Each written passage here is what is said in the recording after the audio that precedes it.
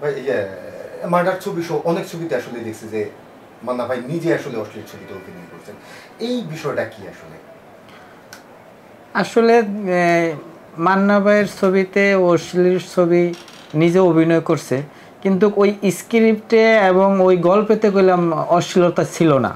হ্যাঁ, তার একটা মনে করেন একটা গল্পেতে একটা বোন নিছে, একটা ভাই নিছে। হ্যাঁ, ওই গল্পেতে মনে একটা দুই তিনটা সিকোয়েন্স করাইছে বোনটা ভাইদের দিয়া, বা নায়কের বোন নিছে, নায়িকার বোন নিছে, এরকম দিয়া ওদেরকে দিয়ে অশ্লীল করাইছে। কিন্তু এটা অশ্লীলতা যখন ভাইয়ে দেখে নাই, যখন হলে গেছে রিলিজ হয়েছে, তখন সে কী করতো যে তার কানে আসতো যে অশ্লীলতা আসলে হল মালিকরাও এটার মাঝে জড়িত থাকে। হল মালিকরাই বেশিরভাগ একটা অশ্লীলতা লাগাই দিত, কাট পিস বানাইতো, ওরা নিজেরাই শুটিং করতো, আসলে সিনেমার অনেক লোকই জানতো না। তখন ভাই করতো কি এইগুলা সে জানার পরে সেইগুলা লুক পাঠাইতো যে আসলে তার ছবিটা যখন রিলিজ হয়েছে তখন যে তার ছবিতে কাট পিস লাগাইছে কিনা, তখন এটাকে কাট পিস বলতো।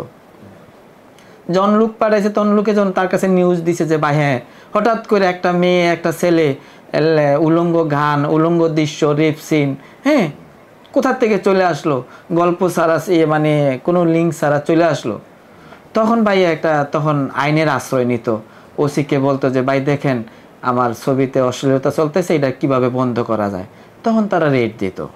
এইভাবে সে অশ্লীলের বিরুদ্ধে যাইতো।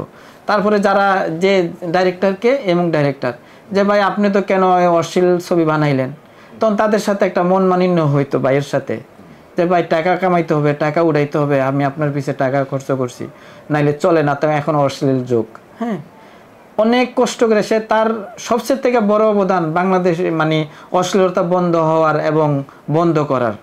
কিন্তু সে অশ্লীলতা বন্ধ হওয়ার পরে সে বুক করে যেতে পারে নাই, বুক করার আগে সে আল্লাহ তাকে নিয়ে গেছে, কিন্তু বাংলাদেশে অশ্লীলতা বন্ধ করে গেছে সে। আচ্ছা, মান্না ভাই কি গুলি খাইছিল কোনো সময় অশ্লীলতা বন্ধের আন্দোলন করতে গিয়া?